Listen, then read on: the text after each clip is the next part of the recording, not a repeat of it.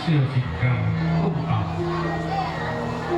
ngertios merusbah berbukti bahwa lingkungan konangan cek uang jalan luhurmu dikenal karo soko yang telah pangkulatan ke semua mulu walso wiranku gawe kekeron mawana aku bapakmu baru suka cukup sebenarnya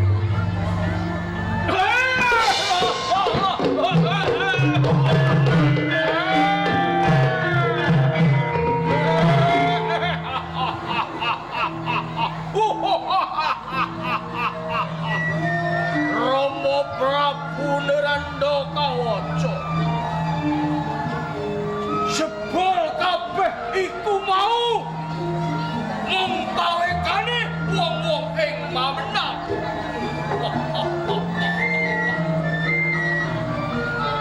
kanthi cetha lan wewentean aku Mukti Wibawa ana ing Gunung Arga nanging aku ancek wangkene Sudarmaku lho Rama Prabu Nerando Kawaca Kujling iblis lanat padha cekcok wis ana tetembungan anak lanang kayen bisa mikul dhuwur mendem jero marang derajate wong yen aku mung linggih jegrang sila tumpang orang bisa ngrasakake nglaksaning rasa batining Sudarmaku Rama Prabu Nerando Kawaca seneng aku dudu anak lanang dalah patih keluarga kepala ngarsa sowanmu ya teh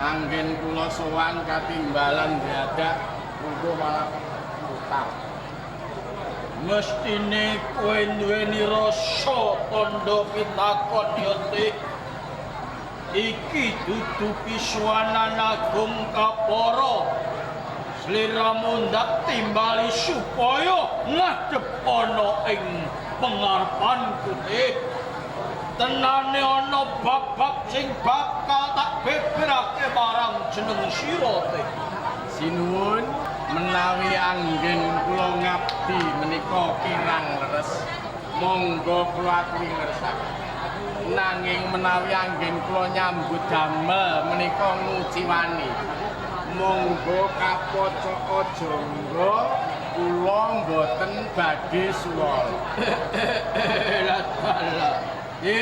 patih kalau donyaku yo bandaku matur suwun tenane kabeh iku mau luput putra beda sangka aturmu nanging kenging menapa kula kedah tedak dumateng panjenengan malah menika wonten papan panepen lajeng wigatosipun menapa patih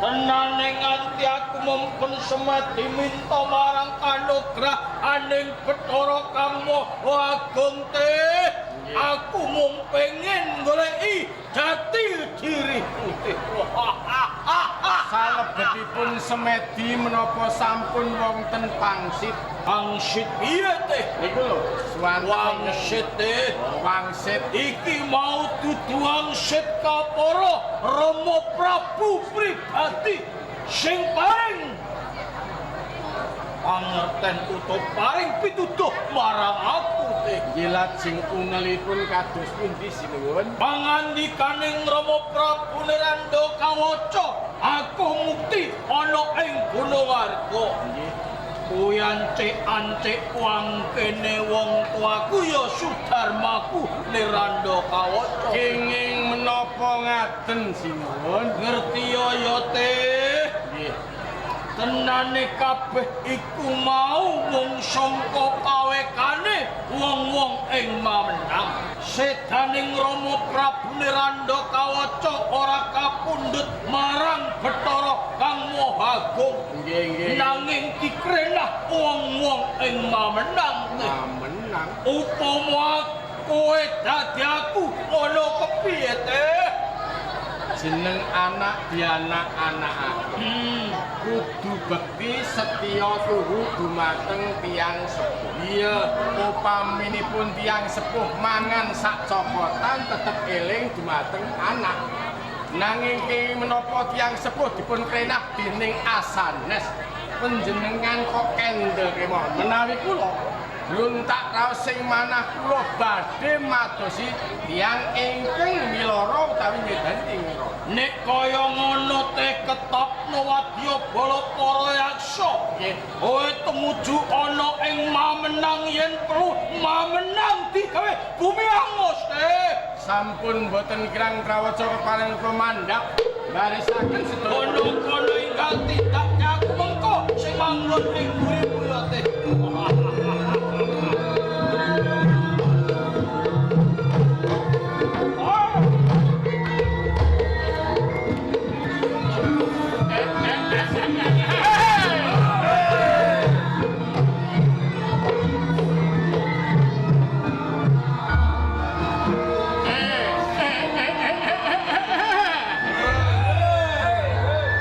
Kabeh para yaksa.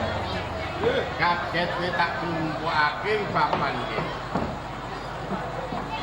Sinuwun Prabu Meru Supatma. Ngutus marang aku supaya ngepyakake kowe tumuju ana ing Mamenang. Nah, lakumu kabeh para yaksa ilu-ilu Banaspati gendru nenekan socongan iki dibudalke njaluka karo kanca-kanca yoga ya. Diiringi jangkrik singkong ben supaya greget ya. Sing penting